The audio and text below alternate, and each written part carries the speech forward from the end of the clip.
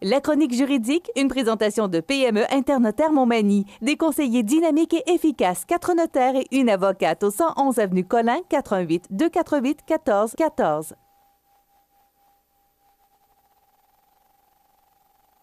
Alors, je vous souhaite la bienvenue à cette autre chronique juridique en compagnie de Maître Nathalie Dubé du bureau PME Internotaire Montmagny. Bonjour. Bonjour. Comment ça va? Ça va bien, vous? Oui, merci. Mois de mars, le mois des non-fumeurs. Oui, le mois sans fumée. Ouais. Oh, OK. Une autre façon de le dire. Maintenant, on va faire un petit concours.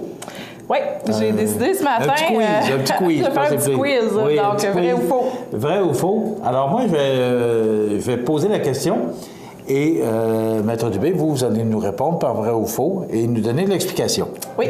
Commençons. C'est parti. On peut fumer dans son appartement. Donc, la réponse, c'est généralement vrai, parce que la loi au Québec n'interdit pas de fumer chez soi. Par contre, si vous êtes locataire, il faut vraiment respecter votre bail sous cet effet-là. Donc, il se peut que votre bail l'interdise. Par contre, si Est-ce que le propriétaire de l'appartement a le droit d'interdire? Oui, le propriétaire d'un appartement a le droit d'interdire. Et même si ce serait permis dans votre appartement, tous les aires communes, et même si vous louez un condo, c'est interdit de fumer dans les aires communes. OK. On peut fumer dans sa voiture. C'est aussi vrai, sauf qu'il y a une exception, à moins que vous soyez accompagné de mineurs de moins de 16 ans. Parce qu'il y a une nouvelle, des nouvelles réglementations, une nouvelle réglementation à la loi là, qui a été... Oui. La réglementation est là, elle a été adoptée en novembre 2015, puis il y a des nouvelles restrictions depuis novembre 2016, donc le 26 novembre 2016. Donc, c'est pour ça que j'ai trouvé intéressant de faire un vrai ou faux ce matin. C'est le mot restriction que je cherchais. On peut acheter des cigarettes si on a moins de 18 ans. Donc, ça, c'est faux. La réponse est évidente. Donc, la vente de cigarettes est interdite aux mineurs. Depuis l'an dernier, donc depuis novembre 2016, il est également interdit de se faire passer aussi pour un majeur pour acheter des cigarettes. Puis, il est interdit aussi pour un adulte d'acheter des cigarettes à un mineur. Donc, c'est la particularité que la loi a précisée, même si le jugement devait être là par le passé. On peut fumer à côté d'un lieu public où c'est normalement interdit tant qu'on n'y entre pas. Ça, c'est faux. Donc, il y a la fameuse loi du 9 mètres. Donc, on avait, avant novembre 2005, le 9 mètres de la porte du lieu public. Maintenant, ça concerne également les fenêtres et les prises d'air de ce lieu public-là. Donc, le 9 mètres s'applique un peu plus largement dans ce cas-ci. Je sais pas exagérer un peu. Oh là, je ne mettrai pas d'opinion là-dessus parce que je suis une non-fumeuse, mais, moi aussi, mais la loi, nul ne peut ignorer la loi. Je vais vous répondre comme ça. On peut fumer dans les parcs. C'est vrai sous certaines conditions. Donc, dans les parcs, ce qui a été restreint un peu plus, c'est lorsque nous sommes près d'une aire de jeu ou d'une aire de sport. Donc, on peut fumer dans le parc. Par contre, le 9 mètres s'applique lorsque, justement, il y a une aire de jeu, une aire de sport. Il faut être écarté de 9 mètres. Donc, fumer dans un parc est illégal si on est trop proche d'une de ces aires de jeu. Est-ce que c'est identifié ou qu'on le sait? Parce que c'est pas évident ce que vous nous dites là, parce que... Bien, si on peut prendre l'exemple du parc Saint-Nicolas qu'on connaît ici. Donc, je pense que l'endroit où se trouvent les balançoires, les glissades, les installations où est-ce qu'on peut grimper. Donc, il faut respecter le 9 mètres si jamais on fume. On aurait plus le droit de fumer à l'entrée du parc. C'est ça, à l'entrée du parc ou dans l'aire centrale où il n'y a pas d'installation de jeu ou de parc où est-ce que les enfants circulent.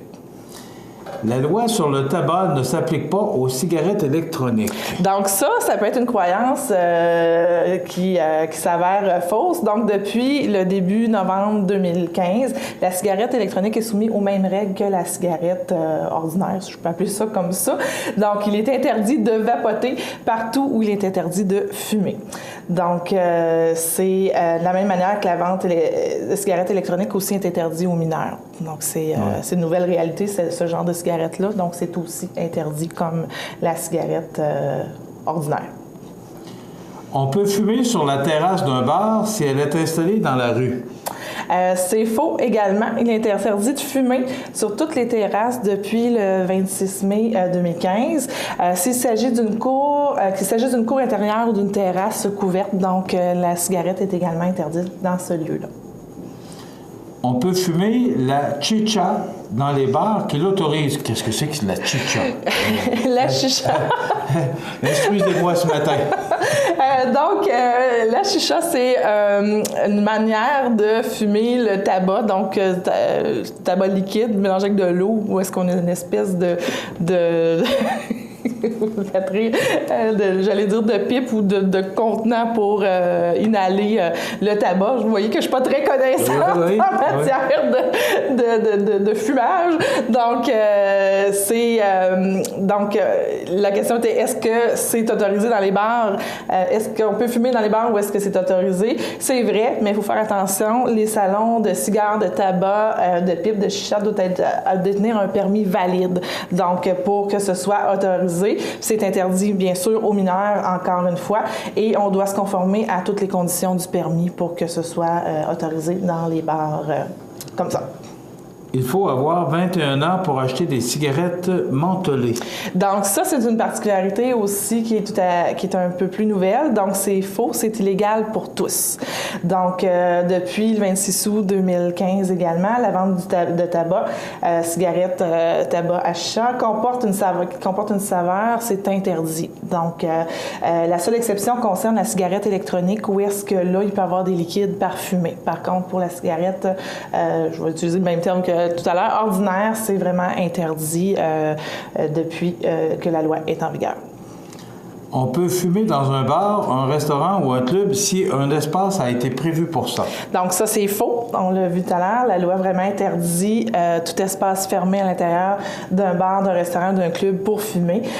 C'est illégal. Donc les fumoirs sont autorisés dans certains établissements de soins de santé comme les résidences pour personnes âgées, les établissements psychiatriques, les établissements de soins de longue durée, les refuges et les centres pour démunis. Bref, là où les gens habitent, les résidents ils peuvent y accéder. Donc, c'est la seule exception à la loi. Fait qu'on voit que parmi ces vrais ou faux, là, il y a certaines croyances qui sont encore considérées comme vraies, mais c'est faux, et d'autres qui sont fausses et d'autres qui sont vraies. Donc, c'était vraiment pour tester vos connaissances au niveau du tabac et des pouvoirs et des restrictions que vous avez si jamais vous êtes toujours fumeur. Mais c'est comme vous l'avez dit, c'est qu'il y a de nouvelles restrictions depuis novembre et la loi encore plus de mordant, là.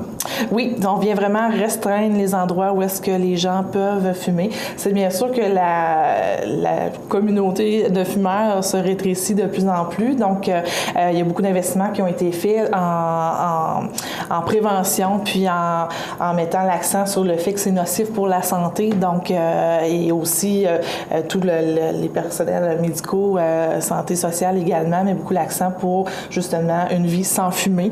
On voit toutes les campagnes de prévention puis de sensibilisation. Donc, ce qui fait en sorte que les fumeurs sont de moins en moins nombreux et que les lois sont de plus en plus restreignantes pour ceux-ci. Bon, mais là, moi, j'entends peut-être les gens qui disent « Ouais, mais qui va nous voir ou nous prendre à quelques mètres d'un bar ou d'une terrasse? Est-ce qu'il y a une police du tabac ou est-ce qu'il y a une surveillance de la part des gouvernements? » Bien, la surveillance, je pense qu'elle est exercée par les policiers, surtout pour le 9 mètres et tout ça. Il n'y a pas d'agence spéciale ou de police spéciale pour ça. C'est vraiment le corps policier qui s'assure que c'est respecté lors de leur tournée je pense que habituelle. Comme à l'école ou à la barre de l'Hôtel-Dieu de Montmagny, je pense que les gens la suivent vraiment, cette loi-là. Les gens sont bien informés. Oui, on a fait un petit quiz aujourd'hui pour voir les droits et les obligations, les vrais ou faux, mais les gens sont quand même sensiblement au courant de la loi et respectent également la liberté de chacun de fumer ou pas. OK. Ben, écoutez, moi, j'ai appris beaucoup de choses, surtout la chicha, que je connaissais pas. Je pense qu'on doit, de plus en plus, on le dit qu'il y a de moins en moins de fumeurs. Et ceux qui demeurent fumeurs, que ce soit la cigarette électronique ou la cigarette régulière, ben, les lois s'appliquent pour les deux formes de cigarettes. Et je pense qu'on a appris beaucoup de choses aujourd'hui. On apprend beaucoup avec vous, Maître Nathalie Dubé. On essaie de vous transmettre un petit peu de connaissances. Et voilà, ça complète déjà notre chronique pour aujourd'hui. Donc, si vous avez des questions sur ce sujet-là, vous avez un bloc appartement, vous voulez savoir exactement c'est quoi la loi, bien, vous appelez tout simplement chez PME Internotaire et Maître Nathalie Dubé ou ses collègues et vous aurez toute l'information nécessaire. Donc, 248-1414, 111 avenue Colin-Montmagny, PME Internotaire. Merci beaucoup. Merci à vous. On se retrouve dans 2 semaines.